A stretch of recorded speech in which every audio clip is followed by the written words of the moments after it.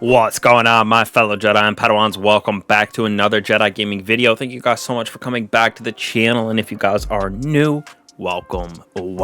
Today, as you could tell from the title and the gameplay, we are taking it to our Star Eater scale Arc Hunter for this season, going with some insane max damage, wiping out everything with this build, including our weapons, abilities, and especially that Gathering Storm super. So we're gonna get right into this build right now, destroying the Arc class, because this artifact is absolutely nasty for this build right here. So starting out with this build, we are all about getting our Gathering Storm super quickly by creating orbs of power everywhere. So our Star Eater scales, we can pick up those orbs, overflow the super, giving it that extra damage with the feast ×4. So this is what we're going for easily with this build. Now, when we go to our abilities, we got the Gambler's Dodge Combination Blow, just because this thing is easy for us to create orbs of power with some of our mods on our armor pieces, as well as getting amplified quickly with this, as well as our Gambler's Dodge. We're able to wipe enemies out super easy as well. And then obviously the pulse grenades for the PvE king in the grenade slot.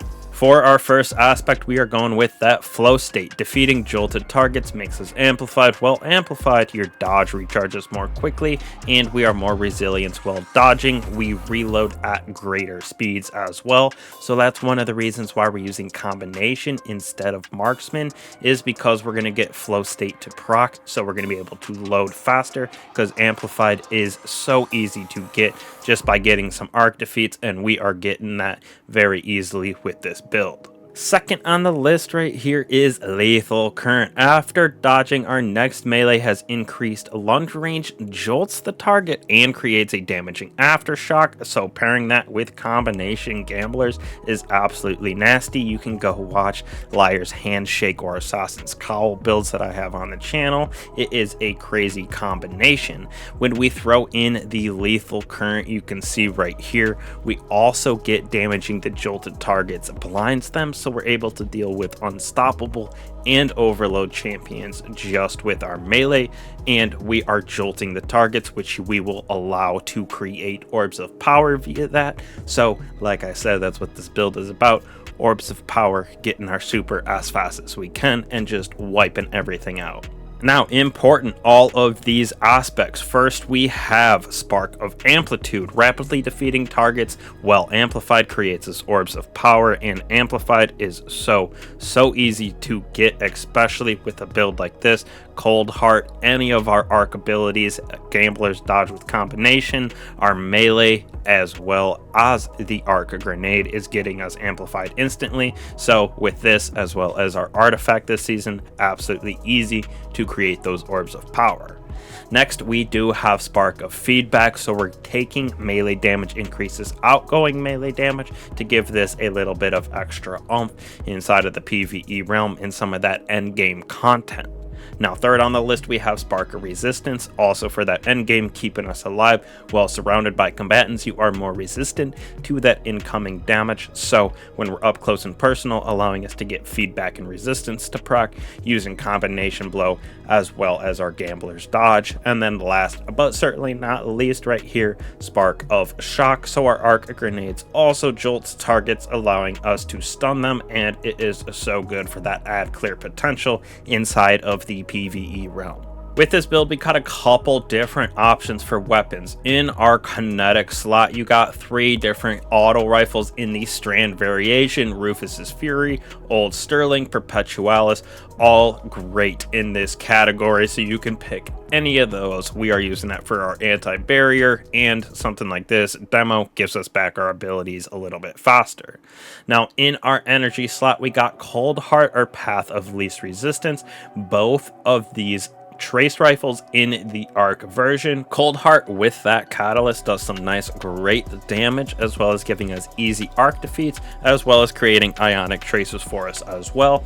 Heavies, with this you can go with the Wendigo explosive light field prep. This thing is nice for that extra damage, especially since we're picking up those orbs of power everywhere, so explosive light gets stacked up to ×6 very easily. But if you're going for the max juicer DPS damage meta, go with the tractor cannon path of least resistance. You can debuff the target, so you're getting that nice increased damage for your super, which absolutely annihilates everything. And tractor cannon, nice little debuff for you as well as your teammates. But I was liking the Wendigo with Cold Heart because Cold Heart is absolutely nasty. Now this build is going to be pretty universal throughout the seasons, especially when we have arc highlighted like this. All you'll have to do is change out some of your weapons to fit inside of these anti-barrier, anti-overload mods that we're using. So that's why we're using an auto rifle as well as a trace rifle. We have arc authorized mods as well as strand for our auto rifle, and then melee and technicolor siphon,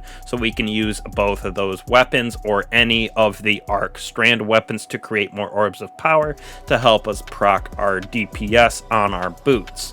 Now we got the trusty dusty 5 mods for arc right here with amped up to stay amplified longer. Thunderous retort, that gives our super even more damage when we are amplified or when we are critically wounded.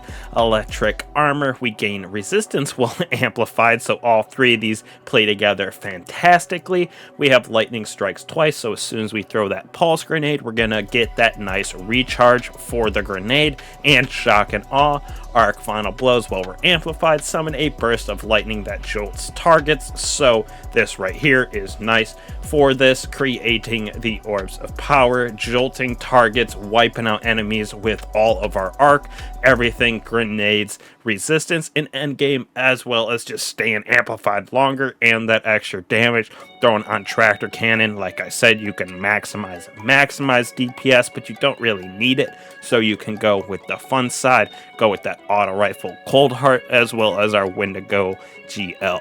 Finally, we're moving on to our armor mods for this build, making it just that much better. We have hands-on ashes to assets, so all of those defeats that we're getting with combination and gambler's dodge, we're getting that super energy a little bit faster, as well as all of our grenade kills, allowing us to have that gathering storm up basically all the time, as well as dual current siphon. So like I said, our arc and strand weapons creating us orbs of power, which the boots you will see make that even better.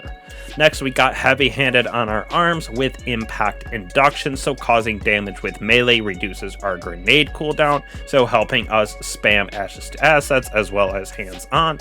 And then heavy-handed, since we're going to be combination dodging with that gambler's dodge combination blow, heavy-handed, all those defeats that we're getting with our melee are creating orbs of power as well. Now for our last mod right here, we got grenade kickstarter, so when we do have that armor charge, throw our grenade, get a nice chunk of it back. Especially good this season with lightning strikes twice on our artifact mod over here. Now, on our chest piece, we're going with harmonic resonance, so our GL as well as our Cold Heart have a little bit of extra ammo. Then right here, sniper resistant and arc, you can go into it and switch it out for melee, concussive in this slot, and then any of our burns that you can go into. So it just depends on the activity that you're heading into for your resistant mods. Now, when we move on to our boots right here, we have that Feast of Light. You gain extra super energy from orbs of power, so that is why we are creating orbs of power with everything, our weapons as well as our melee. And then while your super is full, picking up orbs overcharges our super, causing us to gain burst of healing when we cast it, as well as bonus damage, maximizing that overcharge at ×4. This also gives us an overshield, so picking up those orbs of power gives us our super back faster because it gains additional energy, as well as overcharging that super, giving it the max damage that I'm talking about, especially since we have that artifact mod on as well, which Thunderous Retort gives us a little extra damage. That'll go away obviously, but Feast of the Light is always around and can be procced any season.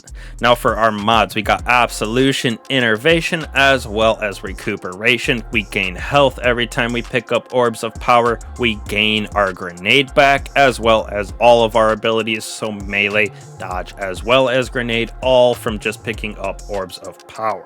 Now last but not least, on our class item, we have Powerful Attraction, Bomber, Distribution. So when we dodge, we're getting our grenade back, as well as all of our abilities. And then Powerful Attraction will help us to collect all of those Orbs of Power, which will proc everything on our legs, as well as just the legs in general, giving us the overcharge on our super, giving us the rate of the charge being a little bit faster. So an Orb of Power gives you a nice chunk of super energy instead of only a portion.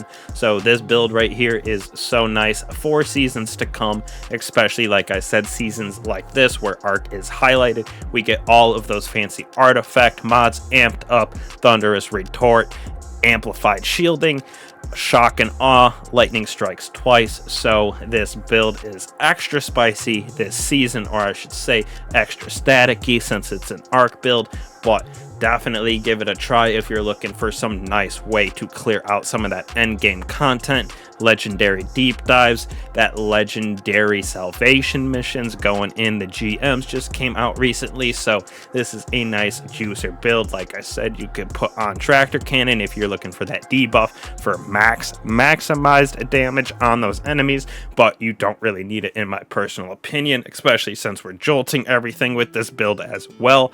And the Feast of Light does do some good damage just by itself at ×4. So thank you guys so much for watching. Truly appreciate all y'all have been killing the channel. Definitely hit that subscribe and bell if you don't want to miss out on builds like this, as well as weapon god roll guides. So again, truly appreciate you guys. I will catch you in the next one. Peace.